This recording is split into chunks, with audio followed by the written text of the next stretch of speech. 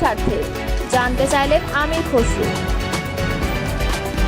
ডিসেম্বরে নির্বাচন চায় ইনসানিয়াত বিপ্লব বাংলাদেশ, এপ্রিলে নয়। গণঅভ্যুত্থানের শহীদ পরিবারগুলোর পাশে বিএনপি, বললেন আমিনুল হক।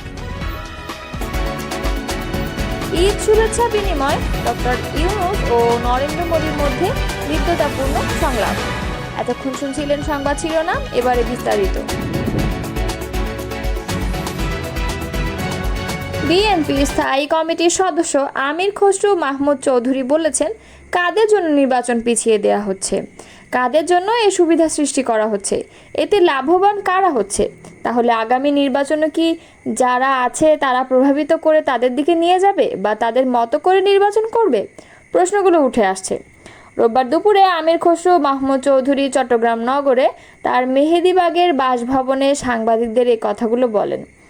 ঈদ উপলক্ষে নেতাকর্মীদের সঙ্গে কুশল বিনিময় করার এক ফাঁকে সাংবাদিকদের সঙ্গেও কথা বলেন তিনি। বিএনপির নেতা বলেন, সিংহভাগ রাজনৈতিক দল ডিসেম্বরে নির্বাচন চেয়েছে। ঐক্যমত্যের বিষয়টিও একেবারে শেষ পর্যায়ে আছে।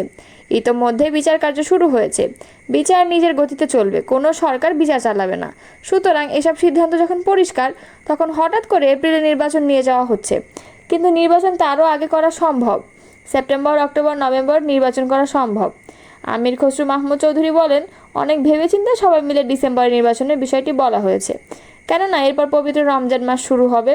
রমজান মাসে নির্বাচনী কর্মকাণ্ড করার সুযোগ থাকে না। এরপর আবার পরীক্ষা, আবহাওয়া, কালবৈশাখী মিলিয়ে সম্ভব হবে না।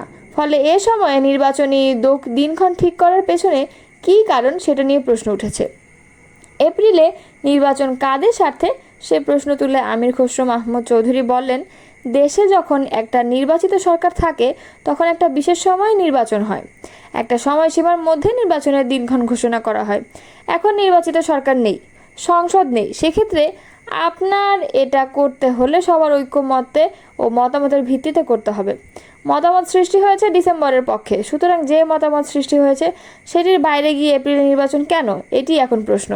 এটি কাদের স্বার্থে, অন্য কোনো চিন্তা আছে কি না?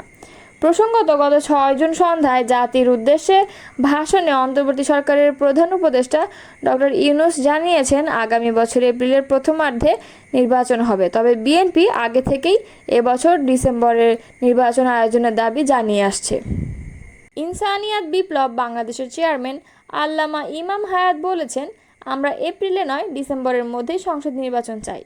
রোববার চট্টগ্রামে ইনসানিয়াত বিপ্লব বাংলাদেশের উদ্যোগে ঈদ পরবর্তী মতবিনিময় ও মানবতার সমাবেশ অনুষ্ঠিত হয়েছে।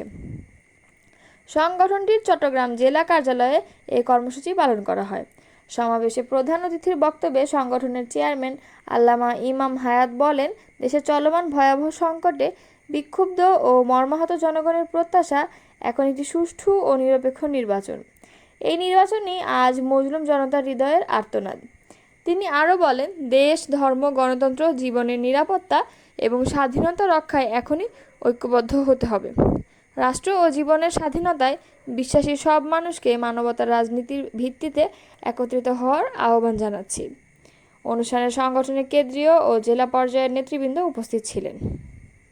বিএনপির ভারপ্রাপ্ত চেয়ারম্যান তারেক রহমানের পক্ষ থেকে গুম এবং 24-এর গণঅভ্যুত্থানে শহীদ পরিবারের কাছে ঈদ উপহার পৌঁছে দেন বিএনপির কেন্দ্রীয় ক্রীড়া বিষয়ক সম্পাদক ও ঢাকা মহানগর উত্তরের আহ্বায়ক সাফজয়ী ফুটবলার আমিনুল হক।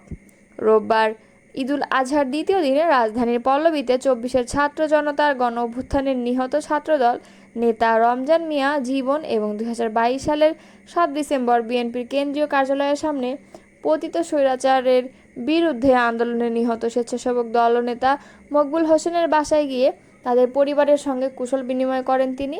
এ সময় তিনি শহীদ পরিবারদের আর্থিক সহায়তাও প্রদান করেন। সবশেষ সম্প্রতি সন্ত্রাসীদের গুলিতে নিহত শ্রমিক দল পল্লবী থানার 5 নম্বর ওয়ার্ডের শ্রমিক দলের সহসভাপতি বিল্লাল গাজীর বাসায় গিয়ে তার পরিবারের সঙ্গে সাক্ষাৎ করেন বিএনপি নেতা আমিনুল হক। এ সময় সন্ত্রাসীদের গুলিতে নিহত হওয়া বিল্লালের মার কান্নায় এক আবেগঘন পরিবেশ সৃষ্টি হয়। বিএনপি নেতা আমিনুল হক নিহত বিল্লালের ছেলের লেখাপড়ার দায়িত্ব গ্রহণ করেন। আমিনুল হক বলেন, পতিত স্বৈরাচার কর্তৃক গুম, খুন এবং 24-এর গণঅভ্যুত্থানে নিহত হওয়া প্রত্যেকটি শহীদ পরিবারের পাশে রয়েছে বিএনপি। বিএনপি জনগণের ভোটে রাষ্ট্র ক্ষমতায় এলে সকল হত্যাকাণ্ডের বিচার করা হবে বলেও জানান তিনি। অন্তর্বর্তী সরকারের প্রধান উপদেষ্টা ডক্টর মোহাম্মদ ইউনূস ও ভারতের প্রধানমন্ত্রী নরেন্দ্র মোদী পবিত্র ঈদ-উল আজহার শুভেচ্ছা বিনিময় করেছেন। রোববার প্রধান উপদেষ্টার ভেরিফাইড ফেসবুক পেজ থেকে শুভেচ্ছা বিনিময়ের চিঠিগুলো শেয়ার করা হয়েছে। 4 জুন পাঠানো শুভেচ্ছা বার্তায় নরেন্দ্র মোদী বলেন, এই পবিত্র উৎসব সমৃদ্ধ ও বৈচিত্র্যময় সাংস্কৃতিক ঐতিহ্যের একটি অবিচ্ছেদ্য অংশ এবং লাখো ইসলাম ধর্মাবলম্বী মানুষ এই উৎসব অত্যন্ত আনন্দ ও উৎসাহের সঙ্গে উদযাপন করেন। এটি আমাদের ত্যাগ, করুণা ও ভ্রাতৃত্বের চিরন্তন মূল্যবোধের কথা মনে করিয়ে দেয়, যা একটি শান্তিপূর্ণ ও অন্তর্ভুক্তিমূলক বিশ্ব গঠনে অপরিহার্য। শুভেচ্ছা বার্তায় ডক্টর মোহাম্মদ ইউনূসের সুস্বাস্থ্য ও সুস্থতাও কামনা করেন ভারতের প্রধানমন্ত্রী। ভারতীয় প্রধানমন্ত্রীর শুভেচ্ছা বার্তার উত্তরে শুক্রবার প্রফেসর ডক্টর মোহাম্মদ ইউনূস বলেন, পবিত্র ঈদ-উল আজহার এই শুভ উপলক্ষে আপনার চিন্তাশীল বার্তা, আন্তরিক শুভেচ্ছা ও উষ্ণ অভিনন্দনের জন্য আমি গভীরভাবে কৃতজ্ঞ, যা আমাদের দুই দেশের মধ্যে পারস্পরিক মূল্যবোধকে প্রতিফলিত করে। আমি এই পবিত্র ঈদ উপলক্ষে আপনাকে এবং আপনার মাধ্যমে ভারতের জনগণকে আমার আন্তরিক শুভেচ্ছা জানাতে চাই। পবিত্র ঈদ-উল আজহা এমন একটি উৎসবের সময় যা মুসলিম সম্প্রদায়কে উৎসব, ত্যাগ, উদারতা ও ঐক্যের চেতনায় একত্রিত করে এবং বিশ্বব্যাপী জনগণের বৃহত্তর কল্যাণের জন্য একসাথে কাজ করতে আমাদের সকলকে অনুপ্রাণিত করে।